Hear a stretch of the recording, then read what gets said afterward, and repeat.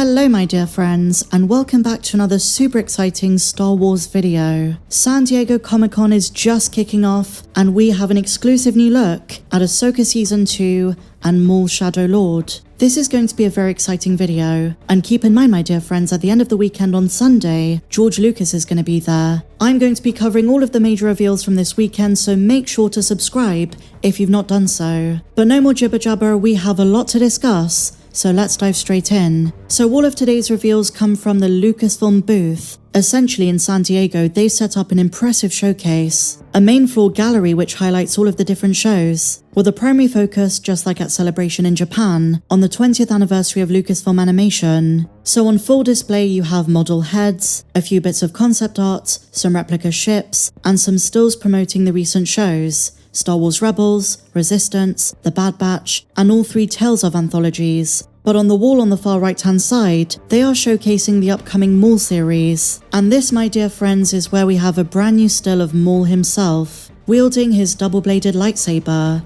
Now I don't know if you guys remember this, but a few weeks ago I broke down some of the footage from Star Wars Celebration, and it turns out this show is rather lightsaber duel heavy, which is always really fun, especially for animation. This show is set a year after the Clone Wars, and maintains a very similar aesthetic, and there are quite a few returning characters. For example, the Inquisitor Marok, Mandalorian Rook Cast, who many fans are still convinced is the Armorer, but there is one very unique character who fans are pretty obsessed about, a Force-sensitive Twi'lek apprentice, who many have assumed is Darth Talon. Well, I'm sorry to burst your bubble, my dear friends, because today, rumors are circulating on social media, and I saw this on X, that it isn't. It's a new character altogether. She might be based on the character from the expanded universe, but they're not the same person. The rumor could be wrong. I put my hands up and say I don't know personally if it is or it isn't, but going off of Lucasfilm's track record, I'm leaning towards this being a new character, and her name is apparently Taryn. Take this with a pinch of salt. And I did caution you guys, Lucasfilm rarely does one-for-one adaptations from legends. Even the likes of Grand Admiral Thrawn,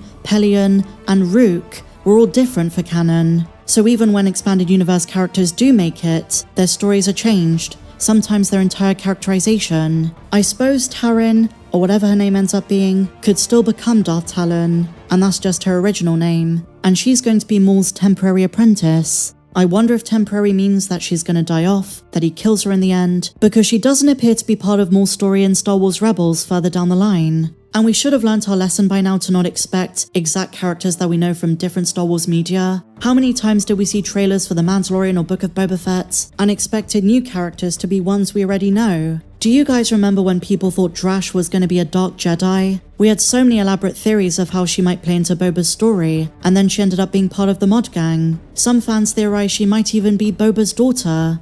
Oh boy, how we were wrong. So like I say, with only a couple of exceptions, Lucasfilm doesn't really do any deep dives into Star Wars legends. Under Disney, things are rather surface level, and even when we do get a deep cut, like the mention of Quinlan Vos or Corran Horn in the Kenobi show, it's just lip service, just jangling keys.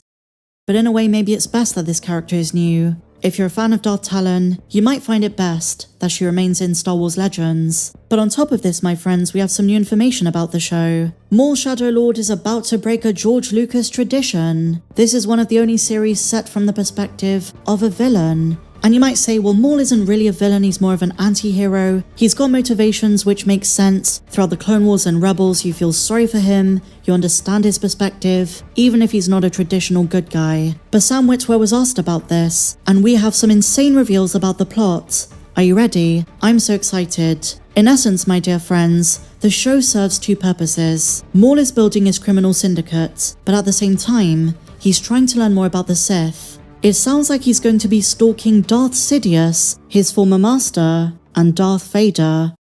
And when you really think about it, the basis for this show, the basis of this subplot, is what was revealed in the Clone Wars Season 7, in Maul's conversations with Ahsoka, because Maul knows quite a lot. He knows the truth about Darth Sidious, the plans for the Empire, and the one person he was trying to stop, or rather kill, is Anakin, because he realized that Anakin was being groomed and was the key to everything. If Anakin was gone, it would have put a major wrench in Darth Sidious's plans just before the war came to an end. But because Maul failed, I wonder if in this show he's going to be after Darth Vader. In the last few episodes of Season 7, Maul was trying to get through to Ahsoka. He figured that because she left the Jedi Order, she would see the truth, how corrupt the Council and the Republic had become, but she wouldn't really listen. One of the most important things he told her was, quote, "Darth Sidious is behind everything, in the shadows always, but soon, very soon, he will reveal himself." And then Ahsoka asks him, "What do you want with Anakin Skywalker?" And Maul responds, "He is the key to everything. To bring balance to the Force? No, to destroy.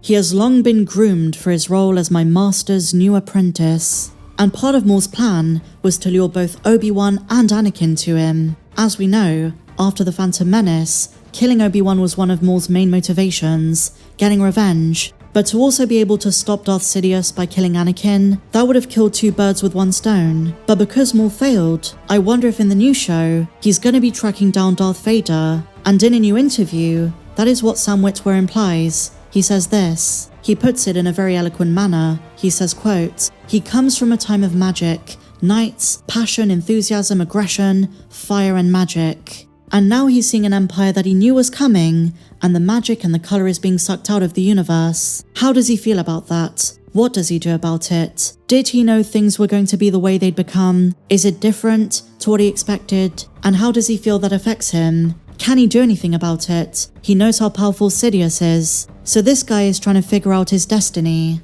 And he also alludes to exploration of Maul's past. We might see flashbacks to his childhood, or as Witwer calls it, the events that shaped him in his upbringing, which might have crossovers with the Darth Plagueis novel. Witwer then says, "We're going to see how Maul feels about the Jedi and the Sith." And on the subject of Maul's mystery apprentice, he says, quote, "She's quite something. It doesn't sound like this is Darth Talon. There are rumors going around giving her a different name, but like I said, you never know if she's based on her." This is a very exciting day, my friends, because we just got a ton of new info, and Lucasfilm have now further clarified the show is coming in 2026. So the rest of 2025 is going to be rather scarce. We have Star Wars Visions and a couple of other bits and bobs here and there, Young Jedi Adventures, but the bigger stuff is next year.